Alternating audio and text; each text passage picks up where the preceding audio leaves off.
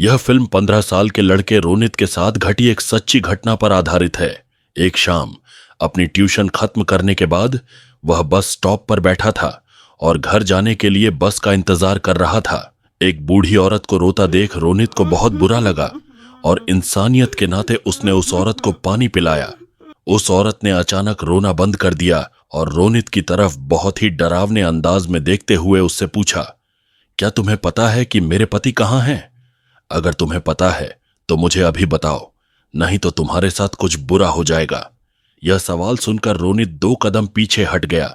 उसे लगा कि शायद वह औरत उसके बगल में है, लेकिन रोनित अपनी जगह से उठा और जब रोनित ने देखा कि उस औरत के पैर टूटे हुए थे और वह जमीन से थोड़ा ऊपर हवा में उड़ रही थी, तो रोनित बहुत डर गया। उसके साथ ऐसा पहली बार हो रहा था। उसने अपनी पानी की बोतल वहीं छोड़ दी और भागने लगा। भागते भागते वह अपने घर पहुंच गया। पूरी शाम रोनित सोचता रहा कि वह औरत कौन है और उससे ऐसे क्यों बात कर रही है, लेकिन उसे कुछ समझ नहीं आ रहा था। उस रात करीब 2 बजे रोनित की नींद अचानक किसी के रोने की आवाज से खुली। वह गुस्से में उठकर जैसे ही बैठा तो चौंक गया। वह औरत बस स्टॉप पर रोनित के बिस्तर पर बैठी रो रही थी। उसके हाथ में वही पानी की बोतल थी जो वह बस स्टॉप पर छोड़ गया था, लेकिन उस बोतल में पानी नहीं बल्कि खून था।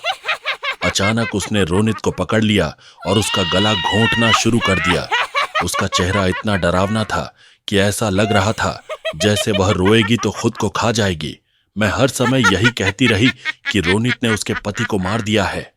रोनित डर के मारे जोर जोर से चिल्लाने लगा। तभी उसके माता पिता दौड़कर कमरे में आए। जैसे ही लाइट चालू हुई, वह औरत रोनित के ऊपर से गायब हो गई। बेचारा रोनित सदमे में आ गया और रो रोकर अपने माता पिता को सारी बात बताने लगा। लेकिन उसके माता पिता को लगा कि शायद उसने कोई बहुत बुरा सपना देखा। लेकिन उस रात के बाद रोनित कुछ महीनों तक इतना डरा रहा कि उसने ट्यूशन भी छोड़ दी, लेकिन फिर कभी बस स्टॉप की तरफ नहीं गया।